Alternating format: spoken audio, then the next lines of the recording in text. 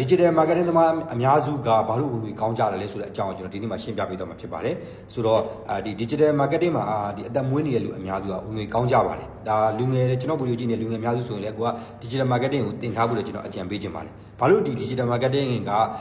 ဝင်ကောင်းတာလဲဆိုတော့ကျွန်တော်ဒီနေ့ရှင်းပြပေးတော့မှာဖြစ်ပါတယ်နံပါတ်1ချက်ကကျွန်တော်တို့ freelance လုပ်တာပါနော်ကျွန်တော် digital marketing အများစုကကျွန်တော်တို့ work from home ကနေလုပ်ရတဲ့အလုပ်တွေများတယ်ပေါ့နော်ကျွန်တော်ဒီ designer တို့ပြီးတော့ကျွန်တော်တို့ကဒီ content writer တို့ video ဒီပေါ့ကျွန်တော်တို့ဒီ video talent တို့အများကြီးပါပဲเนาะဆိုတော့အဲ့လိုအပိုင်းတွေကကျွန်တော်တို့ကဒီကိုအလုပ်ပိတ်ရက်တွေဒါမှမဟုတ်ကျွန်တော်ညာကင်းပိုင်းပေါ့เนาะကိုဒီအလုပ်များတဲ့အချိန်တွေမှာကျွန်တော် freelance လုပ်လို့ရပါတယ် project timeline short project timeline လေးယူပြီးတော့ကျွန်တော်တို့ကဒီဘယ်လို passive income တွေဖန်တီးလို့ရပါတယ်ဒါပေမဲ့လို့တခုရှိတယ်ဘာလဲဆိုတော့ကျွန်တော်တို့ကဗောနော်အရာတိုင်းမှာ side effect ရှိပါတယ်ဆိုးကျိုးတွေကဘာလဲဆိုတော့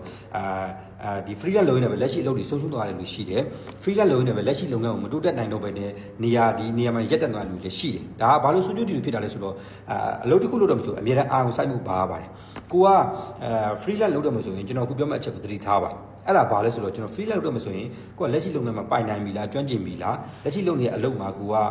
ဒီ smart ကြနဲ့ဒီပေါ့နော်ဒီလုပ်ငန်းကိုစီမံနိုင်နေပြီလားဆိုတာသိဖို့လိုပါတယ်အဲ့လိုစီမံနိုင်တယ်သူတို့ဒီလက်ရှိအလုပ်ကပေးတဲ့အလုပ်တွေကိုလည်းကျွန်တော်တို့က on time ပေါ့နော်အချိန်မီပြီးတယ်ဆိုရင်ကျွန်တော်တို့ကနောက်ထပ်ကျွန်တော် passive income ဖြစ်စေမယ် freelance အလုပ်ကိုလုပ်လို့ရပါတယ်ဒါကနံပါတ်1ချက်ပေါ့နံပါတ်2ချက်ကကျွန်တော်တို့ကကြတော့ဘယ်လိုလုပ်မှာလဲပေါ့အဲ့ဒါအရေးကြီးပါတယ်ဘာလဲဆိုတော့ကျွန်တော်တို့ freelance အလုပ်လို့ဆိုမလွယ်ပါဘူးကျွန်တော်တို့ project timeline တွေကိုကျွန်တော်တခြားလေးဒီ policy ဆွဲရတယ်ပြီးကြရင်သူတို့ဒီလိုချင်တဲ့ကျွန်တော်တို့ deadline တွေမှာဆိုကျွန်တော်တို့ကဘယ်လိုပေးရမလဲဆိုတဲ့ပုံစံတွေအများကြီးရှိပါတယ်ပြောချင်တာကလုပ်ငန်းတစ်ခုတိုးလာတယ်မှာကျွန်တော်တို့ကတာဝန်ယူမှုတာဝန်ပုံများလာပါတယ်လက်ရှိအလုပ်မှာလည်းကျွန်တော်တာဝန်ယူမှုတာဝန်ခံမှုရှိရတယ် freelance အလုပ်မှာတာဝန်ယူမှုတာဝန်ခံမှုရှိရတယ်ဆိုကျွန်တော်တို့ကနှစ်ခုဖြစ်သွားပါတယ်အောင်ဆိုင်မဲ့အလုပ်ကနှစ်ခုဆိုရင်ကျွန်တော်အနေများပါတယ်ဒါမှမဟုတ်ကိုကတကယ် freelance နဲ့အသက်မွေးခြင်းနဲ့ passive income ဖန်တီးခြင်းတွေဆိုကျွန်တော်ဘာလုပ်ရမလဲဆိုရင်ကျွန်တော်တို့ကလက်ရှိအလုပ်ကိုပိုင်နိုင်ကျွမ်းကျင်တော့သိရပါမယ် policy အကြောင်းတွေနားလည်ရပါမယ်ဘာလို့လဲဆိုတော့ကျွန်တော်တို့က freelance လုပ်ပြီဆိုတာနဲ့different client တွေတောင်းမဲ့ပေါ့နော်ကျွန်တော်တို့ policy ချပြရမယ်ဥပမာဆိုကျွန်တော်တို့ content writer အပ်မယ်ဒီတစ်ပုတ်ကိုဘယ်လောက်ယူမှာလဲပြီးဒီတစ်ပုတ်မှာဆိုကျွန်တော်ဒီ project timeline ဘယ်လောက်ထားမှာလဲပြီးသူ့ deadline ကဘယ်လိုသွားမှာလဲတကယ်လို့ဒီ deadline ကျော်သွားရင်ဘယ်လိုတောင်းယူမှုတောင်းကမှုရှိမှာဆိုတော့အပိုင်းတွေအကုန်သိဖို့လိုပါတယ်ဒါမှမဟုတ်ကိုကအဲ့အပိုင်းတွေကိုမသိရင်လစ်လာပါကျွန်တော်အနေနဲ့လည်းဒီကျွန်တော်အနေနဲ့ထပ်ပြီးတင်ပြပေးတော့ပါမယ် policy ဘယ်လိုဆွဲရတယ်ဒီ project ဒီ deadline တွေဘယ်လိုသတ်မှတ်ရတယ်ပြီးကြ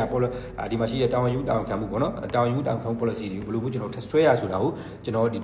ဆက်လက်ပြီးတင်ပြပေးတော့မှာဖြစ်ပါတယ်နော်အဲ့ဒါဆိုရင်ကျွန်တော်တို့အခုကျွန်တော်ပြောတဲ့အကြောင်းအရာဆိုရင်တော့မိတ်ဆွေအနေနဲ့ဒီ digital marketing လုပ်ပြီးတော့ဘယ်လို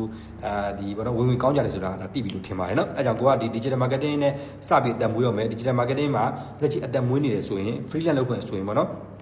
ဝင်ငွေပို့လို့ကျင်တယ်ဆို freelance လုပ်ပါ freelance လုပ်မယ်ဆိုရင်လက်ရှိအလုပ်ကိုမမေ့ပါနဲ့လက်ရှိအလုပ်ကနေပြီးတော့ extra income တစ်ခုဖြစ်ဖန်တီးရမှာဖြစ်လို့ပါเนาะဆိုတော့လက်ရှိအလုပ်ကြီးကိုပစ်ထားပြီးတော့ freelance လုပ်ရင်အဆင်ပြေမှာမဟုတ်ပါဘူးအဲဒါကြောင့်ကျွန်တော်အနေနဲ့လက်ရှိအလုပ်ကိုပဲပိုင်နိုင်အောင်လုပ်ပြီးတော့ freelance လုပ်နိုင်ကြပါစေလို့ကျွန်တော်ဒီကနေပြီးတော့ဆုမွန်ကောင်းတောင်းပေးလိုက်ပါတယ်ဟုတ်ကျေးဇူးတင်ပါတယ်